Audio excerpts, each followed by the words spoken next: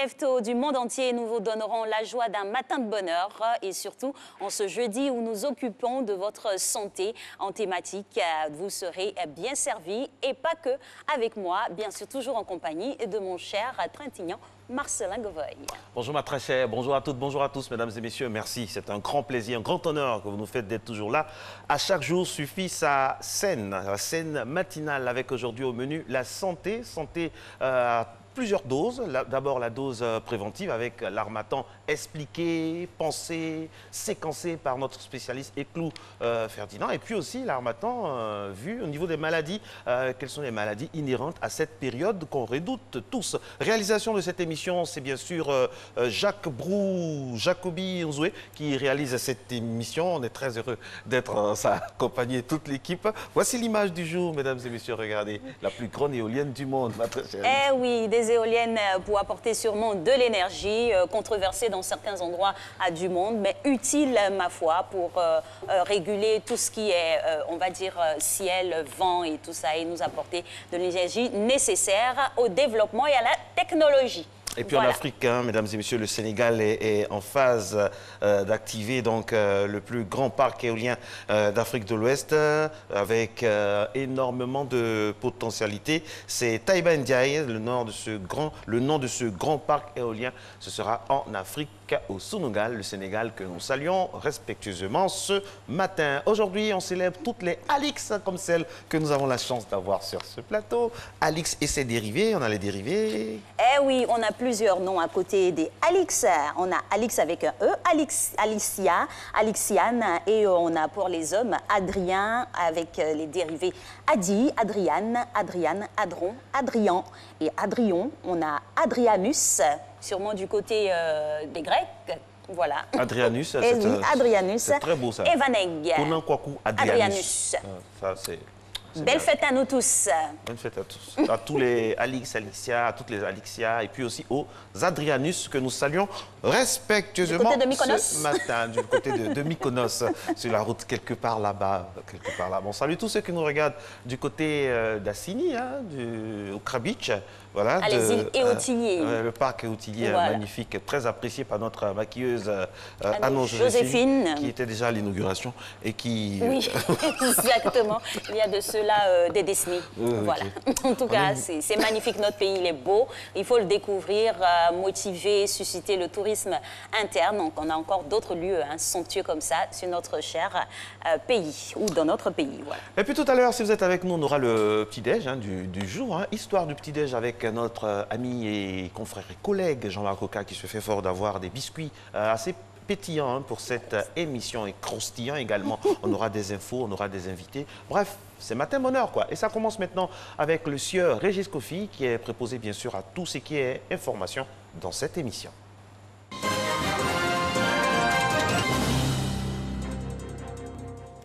Bonjour Marco et Alexa, madame, monsieur, bonjour. Bienvenue dans l'actualité de ce jeudi. Le premier conseil des ministres de l'année 2020 a eu lieu hier, un conseil marqué en tout début par les échanges de vœux entre le président de la République et les membres du gouvernement, avec à leur tête le Premier ministre Amadou Gon Coulibaly. Je vous propose de suivre un extrait de l'intervention du président de la République, Alassane Ouattara. C'est avec un réel plaisir que je vous retrouve tous ce matin à l'occasion de ce premier Conseil des ministres de la nouvelle année 2020. Je voudrais tout d'abord vous exprimer, au nom de la Première Dame et à mon nom propre, ainsi qu'en celui du vice-président, mes sincères remerciements pour les vœux formés à notre endroit. Ces vœux traduisent l'engagement de l'équipe gouvernementale pour le développement socio-économique de notre pays et je m'en félicite. Je voudrais donc en retour vous réitérer mes vœux de bonne et heureuse année 2020 à l'endroit de chacune et de chacun de vous, ainsi que de vos familles respectives, de vos proches et de l'ensemble de vos collaborateurs. Je souhaite que cette année 2020 soit une année de santé, de bonheur, de prospérité pour chacun et surtout de consolidation de la paix pour notre pays. Monsieur le Premier ministre, vous venez de réaffirmer l'engagement et la détermination du gouvernement à œuvrer chaque jour davantage pour l'émergence de notre pays et l'amélioration des conditions de vie de nos concitoyens. D'importants efforts ont déjà été faits dans ce sens depuis 2011 et je vous félicite pour le renforcement de ces actions au cours de l'année écoulée, notamment dans le cadre du programme social du gouvernement. En effet, l'exécution de cet important programme que nous avons porté à 1 000 milliards de francs CFA a permis d'obtenir des résultats tangibles dans les domaines de l'éducation, de la santé et de la protection sociale, de l'électricité, de l'eau potable, des infrastructures routières, ainsi que de l'emploi et de l'autonomisation des jeunes et des femmes. Après la séance de travail, le gouvernement s'est prononcé sur la mort du jeune garçon retrouvé à Roissy en France dans le train d'atterrissage d'un avion en provenance d'Abidjan. Regardez. Le Conseil a été informé de ce que le corps d'un adolescent de 15 à 17 ans a été malheureusement retrouvé coincé dans le train d'atterrissage de l'avion qui a effectué le vol AF703 d'Abidjan à Paris dans la nuit d'hier à aujourd'hui. D'ailleurs, une commission d'investigation dirigée par l'ANAQ et comprenant les différentes entités concernées se réunira. Et il faut le rappeler, c'est bien la première fois qu'un tel incident survient dans notre aéroport. Et avec beaucoup de compassion, mais surtout avec beaucoup de détermination, le gouvernement suivra de près l'évolution de ce dossier. Tout autre chose à présent, les maires du district d'Abidjan sont invités à s'impliquer davantage dans l'enrôlement des populations pour la couverture maladie universelle. L'appel est du ministre de la décentralisation et de l'administration du territoire, Sidiki Diakité. On fait le point avec Michel Digri. Cette réforme initiée par le président de la République pour vraiment venir en aide aux plus démunis mérite que chacun d'entre nous y consacre le meilleur de lui-même. Pour les mairies, il s'agira d'accentuer les campagnes de sensibilisation à l'endroit des populations afin d'accroître le taux d'enrôlement. Il convient donc qu'un accent particulier soit mis sur l'enrôlement dans les différentes communes d'Abidjan. Dès lors, mesdames et messieurs les adjoints au maire, votre rôle devient particulièrement déterminant. Pour le représentant du Premier ministre, l'opération d'enrôlement connaîtra bientôt un coup d'accélérateur. On a effectué une visite chez l'opérateur en charge de l'enrôlement pour constater de visu la présence des nouveaux équipements qui sont arrivés, qui permettent dorénavant d'aller vers les populations assujetties, ce qui, par le passé, était un véritable handicap pour le succès de l'opération. À ce jour, l'on dénombre environ 3 millions de personnes enrôlées depuis le début de l'opération. Voilà, c'est la fin de ce bref regard sur l'actualité nationale. On se retrouve à 6h30 pour développer l'actualité africaine. Merci Régis Cauchier, dans quelques instants. Et nous, vous savez qu'après la frénésie des fêtes, on n'a rien lâché. On vous a incité à faire du sport chaque jour. Aujourd'hui, notre coach de qualité, Coach Cool, a décidé d'y aller mollo avec vous, avec de la relaxation. Regardez.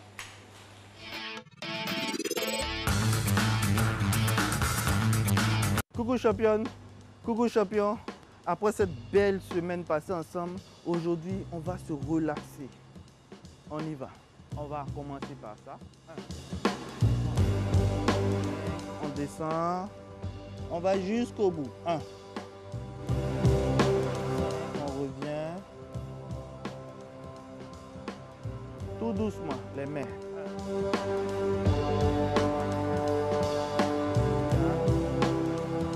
Et 5. Fixe au niveau du bassin, on tourne. Tourne bien dans tous les coins et recoins de la hanche. Et 5, on change de sens. 1, 2, 3, 4, va augmenter l'écart des jambes juste un peu. On va mettre une main là et on descend. 1, 2, 3, 4 et 5. On change. Pas de mouvement brusque. 1, 2, 3, 4 et 5. On va aller au sol. Et on cherche loin devant. 1, 2, tu vas sentir un étirement ici. Ça va faire mal, mais vas-y, jusqu'au bout. 3, 4, 5. On avance un tout petit peu encore. 1, 2, 3, 4, 5. On reste dans cette position-là. Une main sur chaque pied. 1, 2, 3, 4, 5. Deux mains sur un pied. 1, 2. En fonction de ta souplesse, tu peux envoyer le front sur le genou. 3, 4 et 5. On bascule.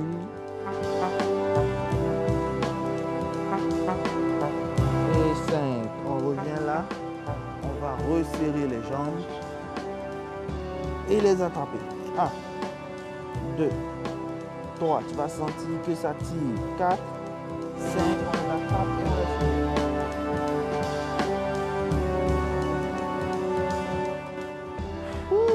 On va mettre les deux mains près des fessiers et on bombe la poitrine. 1, 2, 3, 4 et 5. Championne, est-ce que tu vas pouvoir? On va mettre comme ça. Pied là. Pour un pied. Ok. Donc on va y aller. Bloquer là et puis tourner. Tu cherches loin derrière. 1. Ta main doit attraper le genou. Voilà, tu l'envoies vers là-bas. Voilà. 1 et 5. On change. Ok, donc là, pas la peine de forcer. Hein. On y va. 1.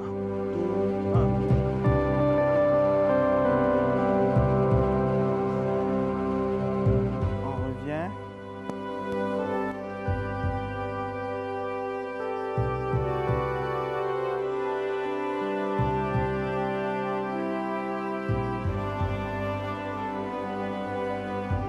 On va mettre les pieds comme ça, coller les deux plats du pied. Maintenant, selon votre souplesse, vous allez chercher à rapprocher le genou du sol. Donc, on y va. On descend tout doucement. 1, 2, 3, 4 et 5. On revient. Ouh! Bravo champion, bravo champion. J'espère que cette séance t'a bien relaxé. On se retrouve la semaine prochaine pour du sport de qualité. C'était coach Koulibaly. Merci coach, et puis on espère que vous avez profité de cet instant avec lui pour vraiment être dans le feeling de la relaxation. C'est très très important en cette semaine finissante. Demain vendredi, c'est le début du week-end et puis on pourra profiter donc des acquis de cette relaxation. Relaxation également pour l'info avec la revue de presse qui se décline sous plusieurs formes. Maintenant avec les journaux qui font confiance à votre matinale et bien sûr notre Renault National. C'est la revue de presse juste après ça.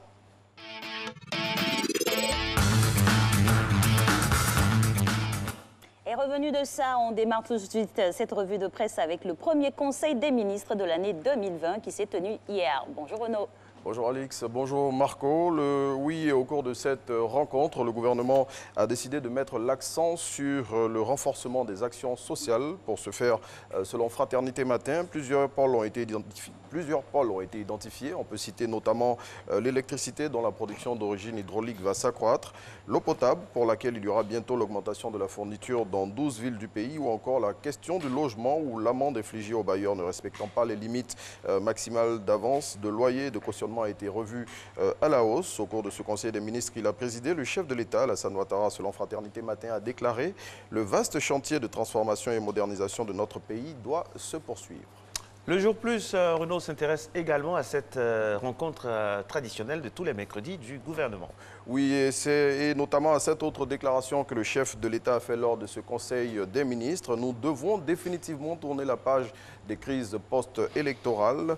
Au nombre des sujets traités lors de ce Conseil, on a aussi le nouveau code électoral pour lequel le Premier ministre va ouvrir les discussions avec l'opposition. Plus de précisions dans le jour plus. Un petit détour du côté du nouveau réveil. Oui, le confrère révèle qu'à 10 mois de la présidentielle, Ouattara est assis sur une montagne de problèmes. Et le quotidien de poser cette question, ouvrira-t-il un dialogue inclusif avec l'opposition? Pour avoir la réponse à cette question, il faut vous procurer le nouveau réveil de ce jour. Et puis la récente rencontre entre messieurs Laurent Gbagbo et Affi N'Guessan livre ses secrets. C'est ce qu'indique l'Inter à sa une d'aujourd'hui. Pour ce faire, le confrère révèle, entre autres, les témoins de l'audience ou encore ce que Affi a proposé à Gbagbo. Retrouvez les explications du correspondant à Paris et Bruxelles de l'Inter sur ce sujet dans son édition de ce jeudi 9 janvier 2020.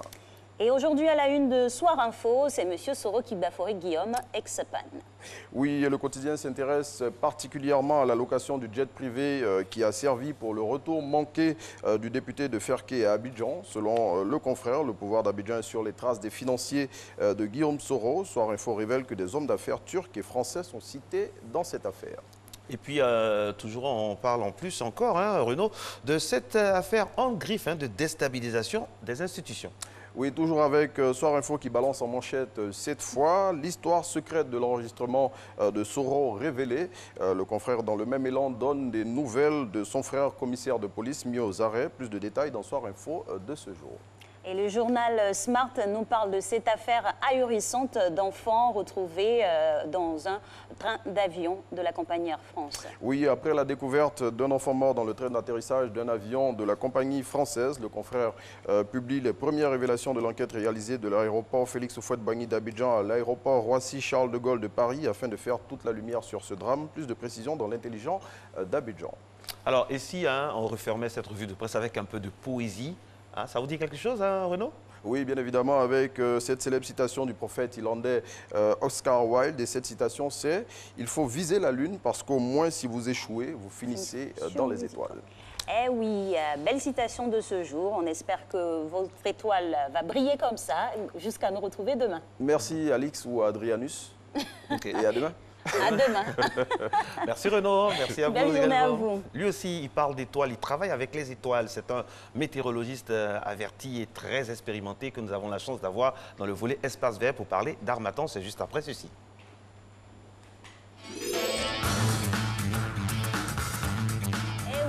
Il est très en vogue ces temps-ci sur tous les plateaux de télévision, demandé sur les plateaux de chaînes télévision, radio, parce que l'actualité fait rage. C'est l'Harmattan qui monte d'un cran. Bonjour, monsieur Eklou. Bonjour, madame. On le sent, c'est sûr. Merci.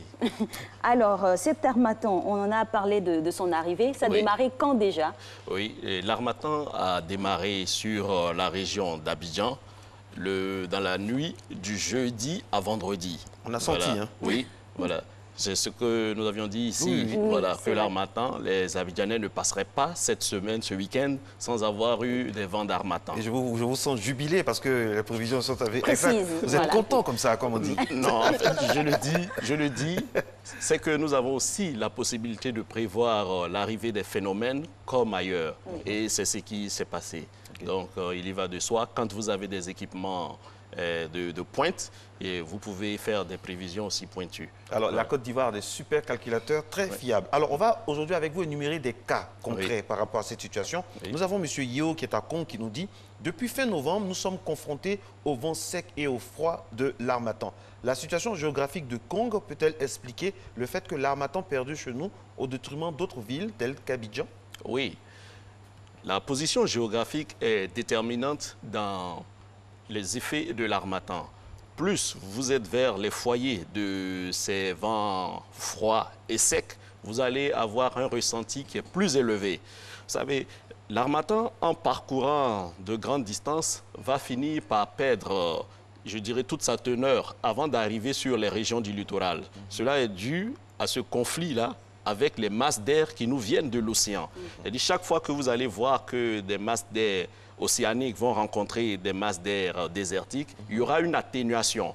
Alors que la ville de Kong est pratiquement au nord de la Côte d'Ivoire. Donc, il n'y a plus de vent de mousson pour pouvoir atténuer, je dirais, les effets de l'harmattan. La population de Kong aura un ressenti de l'harmattan qui sera plus élevé. Voilà. C'est ce qui explique que depuis pratiquement le mois de novembre, ces populations-là ont de l'harmattan sur elles et vont constater encore que le froid sera plus intense que celui qu'on a pu recevoir à Abidjan. D'accord. Alors, on va quitter le nord pour l'ouest maintenant, avec le cas de M. Gueux qui se trouve à Toulepleu. Je suis dans la région des 18 montagnes et je veux savoir si l'harmattan a les mêmes intensités, voire effets sur la population des autres régions. La région de montagne a un climat particulier, puisque vous êtes dans une zone de relief élevé. Donc, plus on s'élève en altitude, plus il fait froid. Ce qui fait que le nord, la région ouest, en recevant les vents d'harmattan, la population va ressentir beaucoup plus ces vents d'harmattan liés à l'altitude de cette région.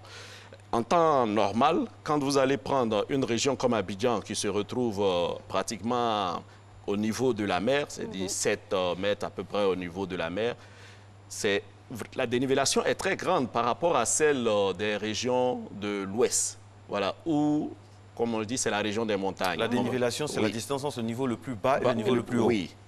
Donc, cette dénivellation-là va faire que la population de l'ouest du pays va avoir un ressenti des vents d'harmattan plus forts à cause de la hauteur. Donc, quand on va descendre dans les régions de basse altitude, on aura pratiquement les mêmes effets comme dans les régions, quand on va prendre, je dirais, une coupe zonale, vous allez voir que tous ceux qui sont à peu près dans la même zone vont recevoir les mêmes ressentis au niveau de l'harmattan. Ce qu'il faut dire, quand vous êtes plus proche du foyer de l'harmattan, l'intensité est beaucoup plus forte. C'est un peu comme les poussières que vous avez en altitude. Voilà, quand vous avez... Vous voyez ça? C'est pratiquement dans le nord de la Côte d'Ivoire. Et ces régions nord sont beaucoup plus proches des foyers, c'est-à-dire des régions désertiques, qui vont nous avoir envoyé ces concentrations de poussière-là. Plus vous êtes proche du foyer, plus l'intensité ou bien la réduction de visibilité créée par ces poussières sera importante. Mais quand vous allez vous éloigner de ces foyers-là, vous allez voir que votre visibilité va s'améliorer. Et c'est le cas de la région d'Abidjan, qui est éloignée des régions désertiques. D'accord. Alors, nous allons aller maintenant du côté de Bouna. La question est la suivante. En période d'harmattan, est-il possible d'avoir la pluie de manière exceptionnelle? En période d'harmattan, il n'est pas possible d'avoir de la pluie. La pluie est liée à la présence de nuages. Quand vous avez l'harmattan, il n'y a plus de nuages. Voilà. Donc, les populations du Nord ne peuvent pas recevoir de précipitations durant la période d'harmattan. Mais il peut y avoir des cas vraiment exceptionnels où des phénomènes nuageux, c'est-à-dire des nuages d'altitude, peuvent passer sur ces régions-là et déverser de fines pluies. Mais il ne peut pas avoir un orage en tant que tel. Parce que l'orage a besoin d'une bonne présence d'humidité pour se développer. C'est-à-dire le nuage d'orage a besoin, je dirais, d'une énergie en vapeur qui est assez importante avant de pouvoir se développer. Donc, quand vous êtes en harmattan, pendant la période d'harmattan, vous n'avez pas de pluie. D'accord. Alors, on a le cas de Madame Julie qui est à Odiéné. Le changement climatique dû à l'harmattan nous pousse à adopter de nouveaux comportements. Y a-t-il des consignes à suivre avant et après l'harmattan, Monsieur Iclou? Oui. Avant, cela va dépendre un peu de votre domaine d'activité. Si je prends la population, les vents secs sont des vents qui fragilisent, je dirais, les voies nasales. Et devant cette situation, il faut protéger son organisme, puisque les nuits sont froides pendant la période d'harmattan. Donc, il faut bien se couvrir durant la nuit et tôt le matin. C'est-à-dire, dès que vous vous levez, vous allez voir encore que le soleil n'a pas commencé à réchauffer parfaitement la Terre. Donc, il fait très froid le matin, parce que le rayonnement terrestre est un rayonnement qui est froid. Donc, en cours de journée, on va avoir une élévation de la température suite au rayonnement solaire, c'est-à-dire le soleil en tapant la terre, vous allez voir que les températures vont grimper en cours de journée. Donc, ce qui va amener, je dirais, nos populations à avoir moins froid. Mais durant la nuit et tôt le matin, les températures resteront basses. Voilà. Donc, en cours de journée, vous allez voir que la sensation va s'améliorer un tout petit peu. Mais il faut aussi protéger son corps. Parce que pendant la période d'harmattan, les vents sont secs. Donc, cela peut provoquer, je dirais, un assèchement au niveau des voies nasales. Vous avez peut-être besoin de cache-nez lorsque les poussières sont très concentrées comme ça dans l'atmosphère. Et puis, se protéger aussi les lèvres et le corps, soit avec du beurre de karité et autres. Parce que lorsque vous ne le faites pas, cela peut provoquer des déchirures, voilà, au niveau de vos lèvres et autres. Monsieur Eclou, j'imagine à la Sodexam que vous faites des études entre la météo et la corrélation météo-environnement. Aujourd'hui, avec l'harmattan qui est de mise partout sur le territoire, le carré ivoire, quelles sont les incidences sur l'environnement? C'est plus ou moins pollué? Quand vous avez des soulèvements de poussière, il est évident que votre atmosphère sera vraiment polluée. Mais ce qu'il faut dire, ces poussières qui sont dans l'atmosphère ont un autre bénéfice, un bénéfice indirect. Parce que ces poussières vont déposer dans notre atmosphère ce qu'on appelle des noyaux de condensation. Parce que ces noyaux de condensation vont aider par la suite à la condensation de la vapeur d'eau. Et qui dit condensation de vapeur d'eau, c'est-à-dire vous allez avoir la formation du nuage et après cette formation nuageuse, lorsque les gouttelettes d'eau seront suffisamment grandes, on aura la précipitation. Donc la pluie va découler après aussi de ces nombreuses microparticules que nous avons dans l'atmosphère. Il y a un bénéfice, je dirais, indirect qu'on peut avoir avec la présence de l'harmattan. Parce que si vous n'avez pas ce phénomène, il n'y aura pas ces noyaux de condensation dans l'atmosphère. Donc, il y a un rôle aussi important que les vents secs jouent pour notre environnement. Monsieur Eclou, parlons toujours de l'environnement et avec son corollaire de l'agriculture, parce que notre pays est basé vraiment sur l'agriculture. Oui. Quel est le corollaire de l'harmattan sur les productions, la qualité des productions? L'harmattan est un vent sec. Donc, pendant la présence de ces vents secs, vous allez voir que le couvert même végétal va diminuer. Va diminuer parce que notre environnement est habitué à recevoir de l'air humide. Donc, les rendements, si la période d'harmattan est vraiment longue, vous allez voir que certaines cultures ne pourront pas avoir de bons rendements liés à la siccité de l'air. Mais lorsque cette période passe, vous allez voir que la verdure va revenir. Pendant la période d'harmattan, vous regarderez, vous allez voir que notre environnement aura tendance à être orange. Orange à cause de ces poussières désertiques qui arrivent sur nous. Mais une fois que nous avons le départ de l'harmattan, on a, je dirais, la verdure qui revient. Et comme on dit, c'est lié au balancement de ce qu'on appelle le front intertropical. Ce front intertropical, c'est une ligne imaginaire, le FIT, qui va être la rencontre entre les masses d'air qui nous viennent de l'océan et les masses d'air désertiques, comme l'harmattan. Alors, est-ce qu'on peut dire que, quand on vous écoute, que les effets de l'harmattan sont inégalement repartis? Oui, les effets de l'harmattan sont inégalement répartis. Parce que les populations ne vont pas avoir le même ressenti de l'harmattan. Quand on prend la population du Nord, dès que l'harmattan commence en novembre, cet harmattan va rester pratiquement 3 mois. Mais au niveau de la région d'Abidjan, l'harmattan vient et du jour au lendemain, il peut se retirer. Mais cela ne veut pas dire que la saison d'harmattan est finie sur le littoral. Non. Les jours à venir peuvent être favorables à la montée encore des vents d'harmattan sur les régions littorales. En général, quand l'harmattan est installé dans le nord, il est installé, il va vous faire au moins 3 mois dans ces régions-là. Mais quand vous prenez le littoral ivoirien, à cause de ce conflit permanent qu'on a avec les vents qui nous viennent de la mer, l'harmattan peut venir et se retirer un peu rapidement. Mais cela ne veut pas dire que la période où nous allons recevoir des vents secs est terminée. Alors, monsieur Yikoul, parlons du trio Harmattan, Incidence et Consigne. Oui. Les Ivoiriens ont l'imagination fertile. Hein. Oui. On a pu le voir avec des images sur la toile divers inventés, par exemple, à Djamé et tout. Oui. Est-ce qu'il faut aller jusque-là? C'est vrai que l'Harmattan est là, mais on voit des manteaux dans la ville d'Abidjan et tout. Est-ce qu'il faut vraiment... Est-ce que c'est bon de le faire? Mais le manteau Abidjan comme... Oui, mais cela dépend du ressenti que vous avez. Vous savez, chacun connaît son organisme. Donc, devant cette situation, si une température... Parce qu'il y a eu des températures de 12 degrés dans la région de Mans. Quelle est la température la plus faible enregistrée depuis le début de l'Harmattan en Côte d'Ivoire? Présentement, la température la plus faible que nous avons enregistrée était de 12 degrés à Mans. Voilà.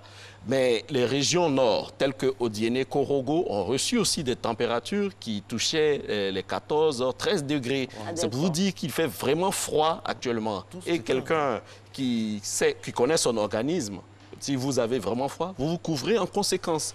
Mais celui qui a moins froid n'a pas besoin de se couvrir. Mais si vous avez froid, il est nécessaire que vous puissiez porter une tenue adaptée à ce ressenti que vous avez. Est-ce qu'on met sur le nez, là? Est-ce que c'est homologué? Les cache-nez, là, est-ce que c'est homologué? Comment l'utiliser? Et à quelle fréquence? C'est toute la journée, il faut le faire? Comment l'utiliser? Oui. Quand vous êtes là et que vous voyez que le taux de concentration de poussière dans l'atmosphère est vraiment gênant pour vous, vous pouvez mettre ce cache-nez pour vous protéger.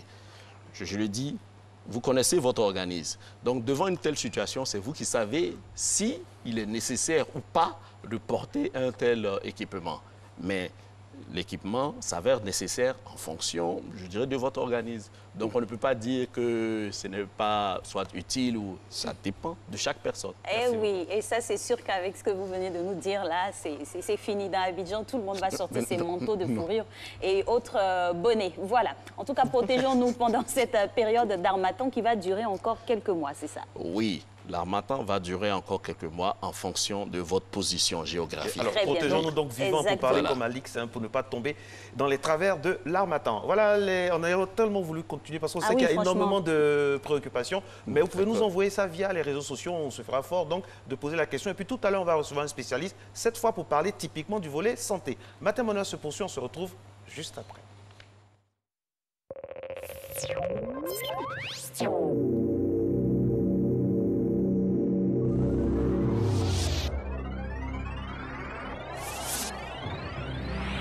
Bonjour, Yamoussoukro. Sous le parrainage du ministre Souleymane Diarra, la RTI organise Bonjour Tour, étape de Yamoussoukro, ce samedi 11 janvier à 20h à la Fondation Félix Houphouët-Boigny avec vos humoristes préférés.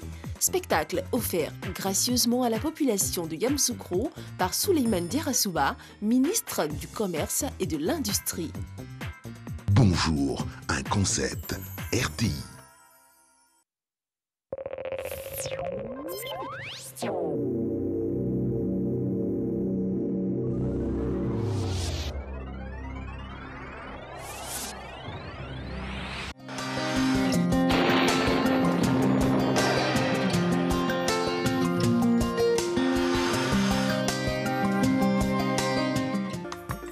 Mesdames et messieurs, bonjour.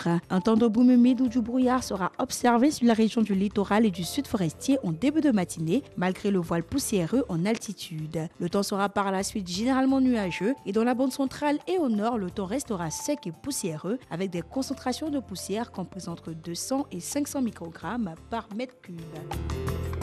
Pour les variables de cette matinée, 23 degrés à Abidjan et à Dieké, 21 degrés à Bondoukou, 18 à Boaké, 19 degrés à Daloa, Dimbokro et Gagnoa, 15 degrés à Korogo, 11 degrés la minimale à Mans, 12 degrés à Odiéné, 23 à San Pedro Sassandra, 22 degrés à Tabou et enfin 17 degrés à Yamoussoukro. L'après-midi, les vents humides resteront présents sur le littoral et le sud forestier, favorisant aussi l'insolation, la formation de nuages qui pourraient donner de faibles pluies, notamment dans le sud-est. Le temps sera ensoleillé, sec et brumeux dans le reste du pays, avec des concentrations de poussière qui fluctuent entre 100 et 300 microgrammes par mètre cube. Pour les variables de l'après-midi, 31 degrés à Abidjan, 30 degrés à Adiaké, 32 degrés à Bondoukou, 31 à Boaké, 39 degrés à Daloa et Dimbokro, 31 degrés à Gagnoa, 29 degrés à Korogo, 28 à Mans, 29 degrés à Odiéné, 30 degrés à San Pedro Sassandra et Tabou et enfin 32 degrés à Yamoussoukro. Merci de nous avoir suivis. Très belle journée à toutes et à tous.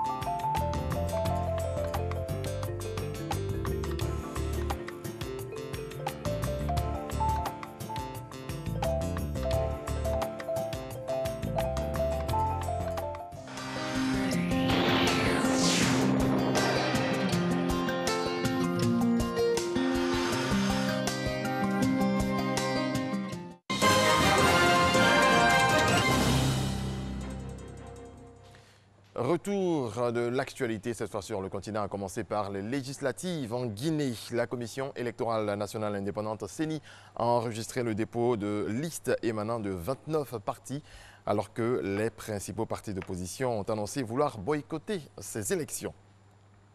En Somalie, au moins 4 personnes ont été tuées, plus de 10 blessés hier à Mogadiscio dans un attentat à la voiture piégée qui a explosé à proximité du Parlement. Attentat revendiqué par les islamistes Chebab. C'est ce qu'a annoncé la police somalienne.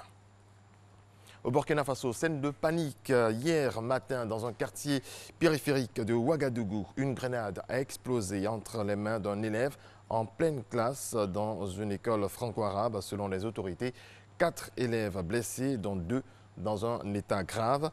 Une enquête est en cours pour déterminer les circonstances de la présence d'un engin explosif entre les mains d'un élève.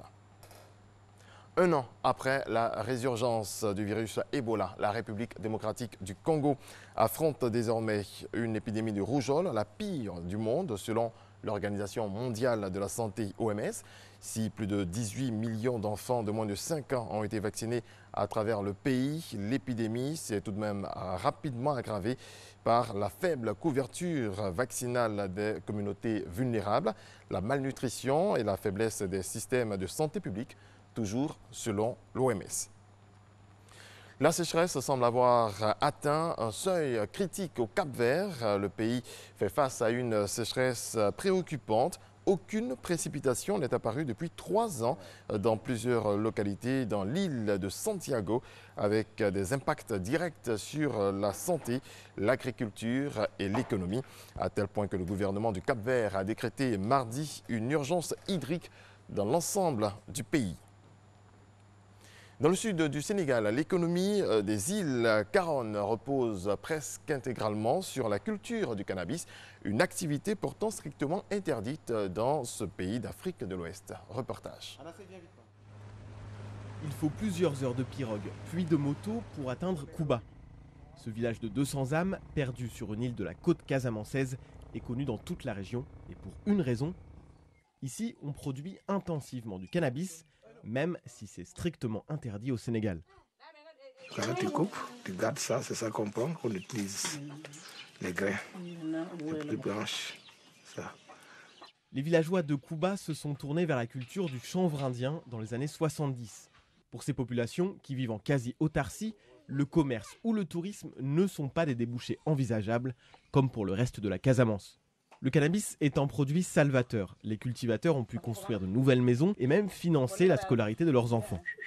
Philippe en est l'exemple. Après ses études, ce fils du village a trouvé du travail dans une station balnéaire. Depuis que je suis né, les gens cultivent du cannabis parce que c'est ça notre économie. C'est ça qu'on gagne beaucoup d'argent pour aider nos enfants. Si tu ne cultives pas le cannabis, tu ne vas pas s'en sortir.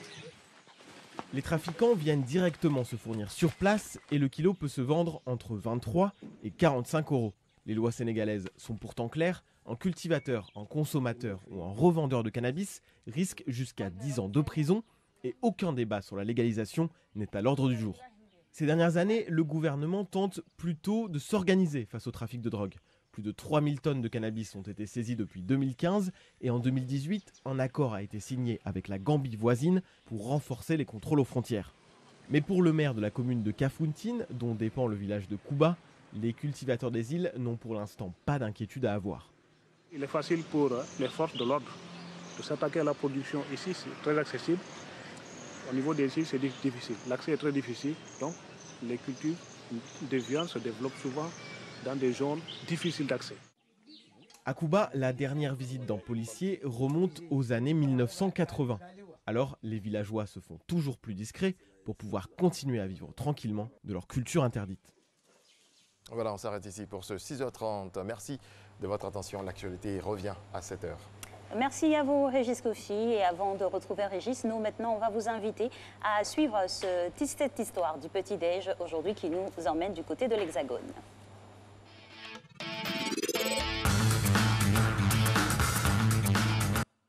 La quiche Lorraine, mesdames et messieurs, ça vous dit, hein? Ça vous dit, hein? On a une pensée pour tous ceux qui nous regardent de Nancy.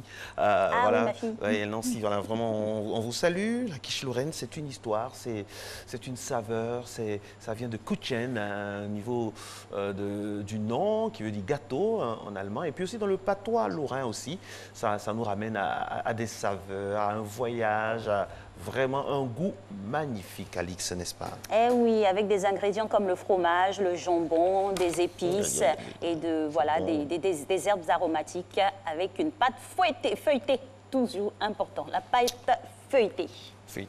Bon appétit si vous nous regardez. On espère que vous vous réveillez bien avec RTI 1 dans Matin Bonheur, l'émission d'utilité publique qui se décline encore dans son volet public avec l'invité qui vient maintenant. Merci à Jacques Brou qui réalise cette émission, à toute son équipe. Nous avons le plaisir d'avoir Dr Anvo avec qui nous allons parler aujourd'hui des compléments alimentaires. Qui n'a jamais entendu parler de ces fameux compléments alimentaires? Qu'est-ce que ça a comme effet réellement sur l'organisme? Eh bien, le spécialiste est là, utilité publique. Il nous dira tout après ça.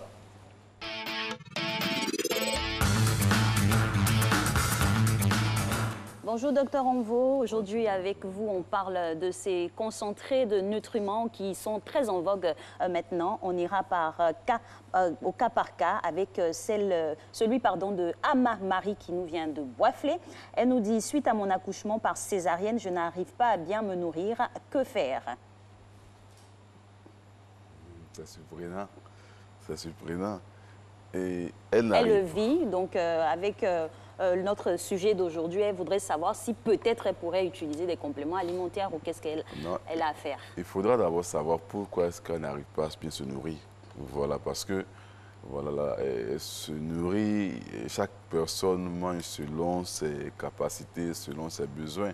Donc le problème, c'est à quel niveau? Est-ce qu'elle a un confort digestif ou bien elle a une tumeur au niveau de la gorge? À quel niveau? Voilà, on nous a précisé que c'est juste après son accouchement par césarienne. Est-ce qu'il y a une incidence? C'est juste après, c'est 1 mois, 2 mois, 3 mois, tout c'est... Voilà, j'ai vu un peu ça, c'est un peu... C'est pas trop clair. Voilà, c'est après, c'est juste après le lendemain ou bien un mois. Généralement, vous, en tant que spécialiste, après l'accouchement, qu'est-ce que vous préconisez? Est-ce que les compléments alimentaires peuvent aider quelqu'un qui vient d'accoucher qui n'a pas l'appétit? Il n'y a aucun lien. Il n'y a aucun lien? Il n'y a aucun lien, non, il n'y a aucun lien. Voilà. Je cherche à savoir pourquoi est-ce que la personne n'a pas l'appétit. Voilà, il n'y a aucun lien. Voilà. Alors, un autre cas, désolé pour Madame Ama, un autre cas, c'est de Keita qui est à San Pedro. Je rêve d'avoir un beau corps avec de jolis muscles. La prise de vitamines hormonales peut-elle être ma solution? Si oui, lesquelles, docteur? Je ne dirais pas les vitamines sur ce plateau, mais si elle aimerait avoir un bon corps, il est intéressant d'abord de faire du sport. De faire du sport. Et puis, il y a sur le marché, il y a 5 concentrés d'acides gras polyinsaturés. Quand vous allez souvent dans les boutiques diététiques, là, il y a des concentrés d'acides gras polyinsaturés qui sont vendus sous forme, on parle de les gemmes de blé, etc. Bon, les acides gras contiennent de l'insaturation qui permet d'avoir un beau corps. Mais il y a aussi, comme je l'ai dit, il y a l'activité physique et il y a aussi ces acides gras insaturés qui peuvent l'aider à avoir un beau corps. Mais le plus important, c'est d'avoir une bonne hygiène alimentaire et puis bon, faire du sport. Voilà. D'accord. On part maintenant du côté des 18 montagnes, à Mans, avec Florba. Je suis institutrice et mon travail fait que j'alterne le lait maternel et celui artificiel. Mais depuis quelques jours, mon bébé de 5 mois bientôt refuse le lait artificiel. Que me conseillez-vous? Normalement, à partir de 5 mois, bon, on disait le sévrage commence, voilà, la réadaptation alimentaire commence à partir de 6 mois. Mais qu'elle voit un peu dans la pratique si l'enfant sent un besoin de se nourrir normalement. Est-ce que l'enfant a besoin de se nourrir normalement ou bien l'enfant n'a pas envie de manger? De quoi est-ce qu'il s'agit? Est-ce que parce qu'il y a la variation de type d'alimentation, c'est-à-dire que le lait artificiel avec le lait est naturel, ou bien que l'enfant a envie de bien manger? Alors si c'est le cas, alors qu'elle commence par des procédés qui vont commencer à permettre à l'enfant de bien manger. Doucement, doucement, quand les 6 mois arrivent, qu'on passe dans cette phase de transition qui va permettre à l'enfant à manger comme il se doit. Puisqu'elle dit qu'elle n'est pas à la maison pour... Voilà, donc si elle arrive à adapter un peu cette situation, ça sera moins difficile pour l'enfant dans la mesure où peut-être qu'elle pourra faire des formules. Et si elle a une nounou qui surveille l'enfant, elle pourra faire des préparations pour garder et l'enfant pourra manger doucement. Vous comprenez un peu? C'est-à-dire que, voilà, à 5 mois, normalement, la période de sévrage commence pas de 6 mois. 6 mois, on commence à adapter un peu l'alimentation. Mais si, elle, dans son cas pratique, l'enfant refuse de manger, on peut voir un peu. Parce que souvent, il y a des enfants qui ont plus l'appétit que... Ils commencent à avoir plus l'appétit avant les 6 mois. Donc, est-ce que c'est ce cas de l'enfant? Alors, si c'est ce cas de l'enfant, déjà, elle commence à adapter selon les besoins de l'enfant. C'est-à-dire que si c'est le lait de l'enfant qui... l'énergie au niveau du lait de l'enfant qui est insuffisant, alors on peut commencer à apporter un peu de bouillie. Vous voyez un peu, non, c'est-à-dire qu'on prend le biberon, là, on ouvre un peu le bout plus grand et puis on ajoute d'abord une petite cuillerée de bouillie de riz pour solidifier un peu et le lait, vous voyez un peu. Alors si une semaine après, l'enfant s'adapte, alors on peut augmenter une deuxième cuillerée, le temps de permettre à l'enfant de s'adapter un peu. Parce qu'il y a certains enfants qui ont plus l'appétit, ils n'attendent pas les 6 mois pour commencer à manger. Voilà. Alors, mademoiselle Kwaku Sandrine de Yamoussoukro, on salue tous ceux qui nous regardent de Yamoussoukro, aimerait savoir, elle sort d'une maladie, elle est en période de convalescence. Alors, pour reprendre du poids, elle veut savoir si les compléments alimentaires peuvent l'aider. Bien sûr, les compléments alimentaires peuvent intervenir au niveau de sa prise de poids. Mais le plus important de savoir qu'il faut que la personne commence à manger équilibré. Il faut que la personne mange équilibré. Elle vient d'une maladie, de quelle maladie il s'agit? Bon, tout ça, c'est tout un contexte. Vous voyez un peu, le plan de l'alimentation, pour aborder le régime de quelqu'un, on tient compte de plusieurs facteurs. De quelle maladie elle a souffert, quel est son poids actuel, quel poids elle aimerait atteindre. Et puis, en fonction de ses habitudes, en fonction de ses goûts, alors on peut l'orienter à avoir une bonne alimentation pour revenir. Bon, pas dire en vrai qu'il faut manger ceci, il faut augmenter la quantité d'aliments qui sont... Sinon, généralement, pour ceux qui aimeraient prendre un peu de poids, on demande d'augmenter légèrement le sel. Il y a certains aliments qui sont un peu riches en sel. Généralement, j'avais dit par exemple que le lait était riche en sel, que la carotte est riche en sel. Donc, si ces différents aliments interviennent dans son régime alimentaire, c'est sûr qu'elle va prendre, avec la rétention d'eau, elle va prendre du poids rapidement. Alors, on a M. Karim du côté de Marcory qui souffre de raillerie de la part de ses amis à cause de sa corpulence. Il serait, on va dire, svelte, voilà, svelte, et il voudrait avoir en tout cas des muscles pour pouvoir bien se présenter à tout le monde. Donc, on lui conseille des compléments alimentaires avec quelle alimentation en association? Aujourd'hui, on voit aujourd'hui souvent des personnes qui aimeraient avoir une bonne musculation et alors certains utilisent certains produits alimentaires. Généralement, c'est des sources de créatinine et ça, souvent, c'est dangereux. Vous voyez un peu ceux qui font les bodybuilders. Les bodybuilders, voilà, ils utilisent des substances, la créatine, des culturistes. Et généralement, ces produits ont un impact sur le rein. Voilà, vous allez voir, pour beaucoup de personnes, l'influence majeure, c'est que voilà, et les personnes ont généralement des problèmes de rein. Souvent, ils finissent insuffisants rénaux ou bien souvent, dans tous les cas, l'impact majeur de ces produits joue sur le rein.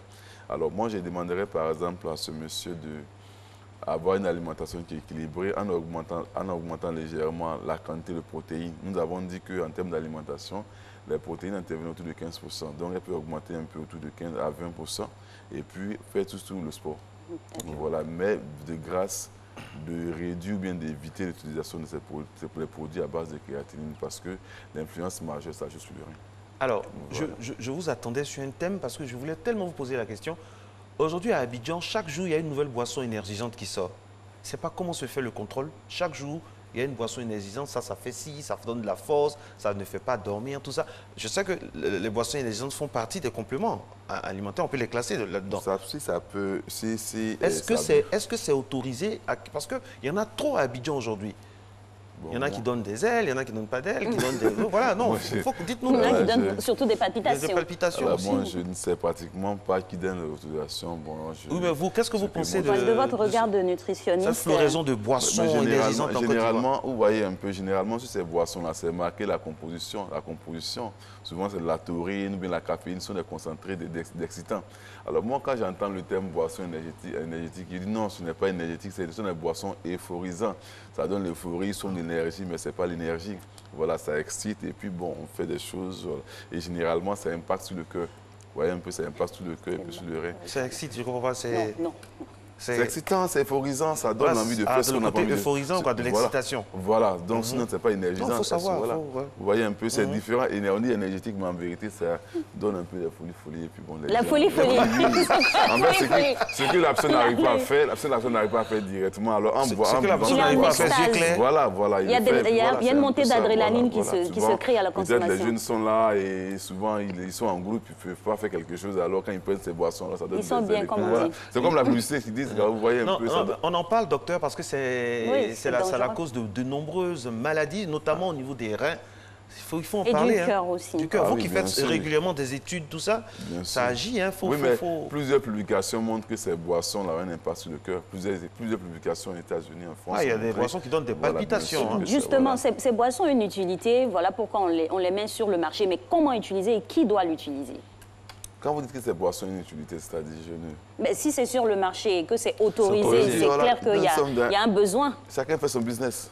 Non, au-delà du business. Dans la santé, on ne peut pas parler de business, mais c'est la vie des gens qui est en danger. Il y a Codinorme, il y a des normes de certification. Si ces boissons-là existent sur le territoire ivoirien, moi je fais confiance jusqu'à preuve du contraire, que chacun fait son travail là-dessus. Voilà. En tout cas, on ne peut pas s'amuser sur ce qui va dans notre ventre. Ok. Donc, peut-être que ces organismes-là, Codinorme, etc., voir un peu dans quelles conditions ils acceptent ces produits. Voilà, vous voyez un peu. Docteur, on part du principe qu'ils aient accepté, les produits sont sur le marché. Oui. Mais vous, de votre qualité de nutritionniste, comment quelqu'un qui est constitué ou qui sait qu'il a des problèmes, est-ce qu'il doit se diriger vers cette boisson-là? Ou qui peut le boire à profusion sans rien risquer?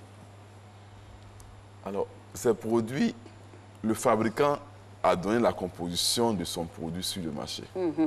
Le fabricant n'oblige personne à consommer le produit. Lorsque le consommateur l'achète, il engage toute sa volonté, il achète. Vous voyez un peu. Donc, ces boissons-là sont sur le marché.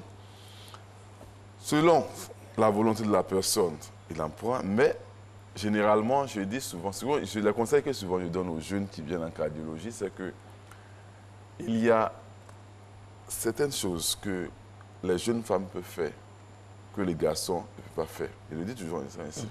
Il a toujours dit que les femmes sont souvent protégées grâce à l'oestrogène. Les jeunes femmes peuvent boire, par exemple, ces boissons, une boisson, deux boissons, sans conséquence. Mais lorsque les garçons ils en prennent, alors vous allez voir qu'il va commencer à faire des... Voilà, c'est le conseil qu'il faut donner. Donc, je demande à nos jeunes frères de modérer un peu la consommation de... Voilà. Docteur, de votre point de vue, vous, en tant que scientifique, en tant que spécialiste, un complément alimentaire normal, ça doit intégrer quoi? Voilà, parce que tout à l'heure, quand vous parlez un peu de ces boissons, je ne les mets pas dans l'ensemble des compléments alimentaires. Ah, voilà. Voilà. Donc, le terme d'aujourd'hui, les compléments alimentaires... Comme la boisson, c'est un aliment aussi, donc. Oui, mais les compléments alimentaires, c'est, comme on a dit, c'est un concentré de produits, de nutriments que l'homme utilise pour compléter un déficit en soi. Donc, quand il y a des carences. Voilà, quand il y a des carences. Donc, vous voyez un peu, on a toute une gamme de produits, selon leur contenu. On a des produits qui sont par exemple riches en acides gras polyinsaturés qu'on conseille en cardio pour protéger le cœur. Il y a certains produits qui sont riches par exemple en zinc, sélénium et puis vitamine C pour ceux qui font des cancers ou bien les malades VIH ou bien pour ceux qui sont tout le temps, qui ont une immunité faible. Il y a des gens qui sont tout le temps malades. Tout le temps, une immunité faible, ils ramassent toutes les maladies à tout moment. Ceux-là qui ont conseil de la vitamine C, du zinc et du sélénium. Il y a certaines personnes qui ont des problèmes de fragilité osseuse, à qui on conseille par exemple de la vitamine D ou bien par exemple du calcium. Mais tout ceci, généralement, normalement, ça doit se faire sous contrôle médical. Malheureusement, aujourd'hui, les compléments alimentaires subissent un peu ce phénomène que j'appelle, comment vous appelez le business par réseau. C'est-à-dire que tout le monde aujourd'hui vend des compléments alimentaires. C'est ce qui est un peu dangereux. Parce que voilà, c'est très dangereux. Moi, je pense que ces différents produits devaient faire quand même l'objet d'études ou bien par moment que ça soit étudié par les médecins et ou bien par exemple des nutritionnistes bien avertis dans ce domaine-là. Mais malheureusement, aujourd'hui, n'importe qui en vend. Chacun fait son business, il prend son produit. Moi, ça me gêne quand on parle de business dans la santé. Oui, voilà. Vous êtes un spécialiste, si vous parlez de ça, c'est que c'est grave. Je le dis. Moi, parce que moi, mon cas personnellement, où je suis en cardio, je reçois souvent des produits, certaines personnes viennent avec des produits. Docteur, en gros, ce produit, il est bon pour les problèmes de cœur. Il dit non, c'est moi qui suis enseignant supérieur. C'est moi, quand je vois le produit, je le passe au scanner directement. Je le passe au scanner et je connais déjà la composition et ce qu'il peut faire. Donc, laissez que je vous explique.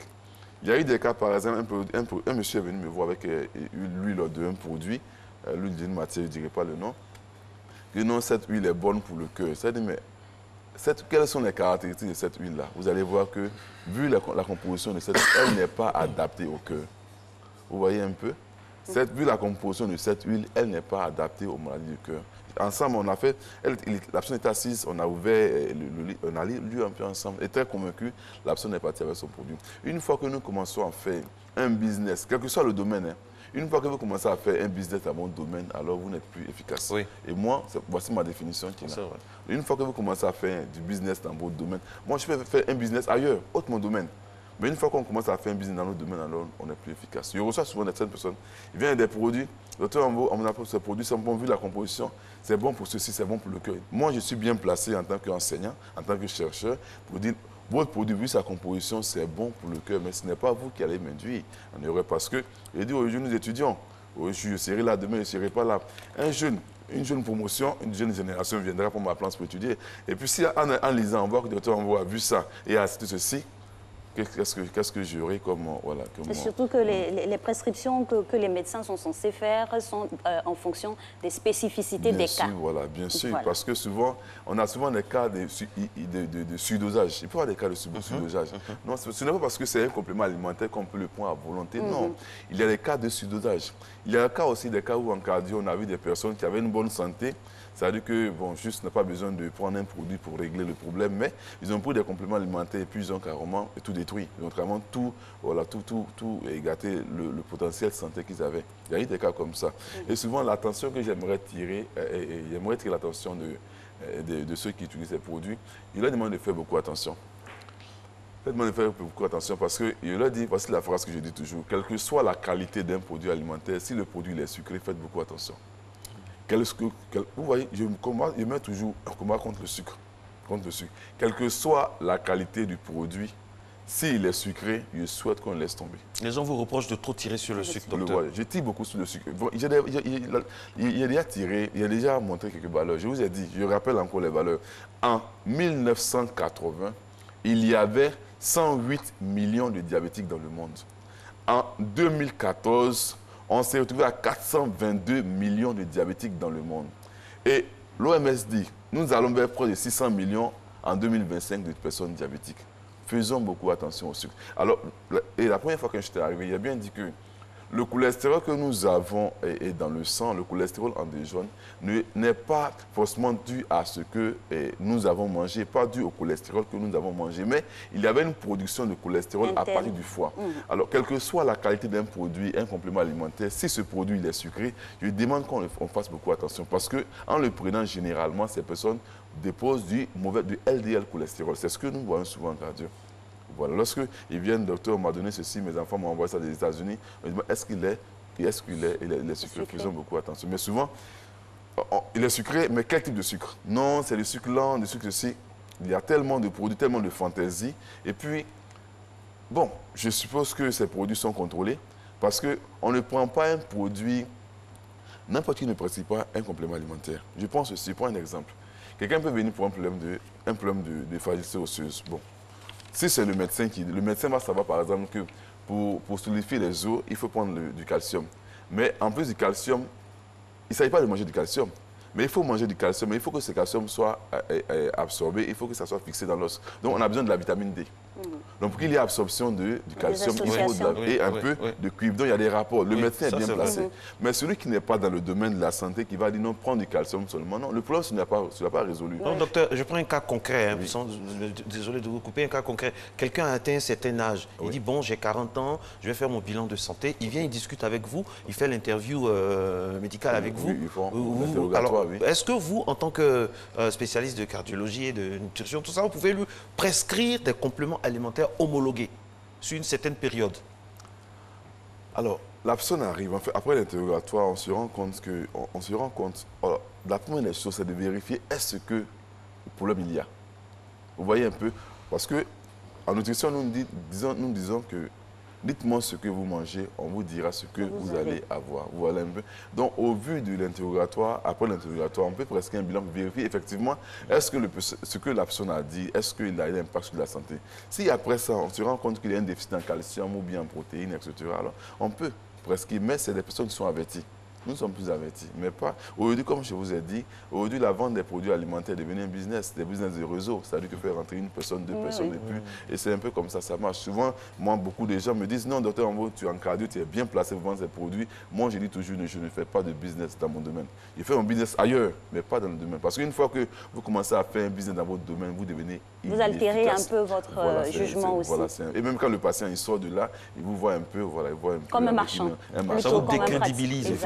Or, dans la santé, quand on est décrédibilisé, c'est pas bon du tout. Vous voyez les patients, ils communiquent entre eux, et puis sur les réseaux sociaux, ça va un peu vite. Docteur, parlons de la petite pilule qui, depuis des générations et des générations, fait rage. L'huile de foie de morue qu'on donne aux enfants.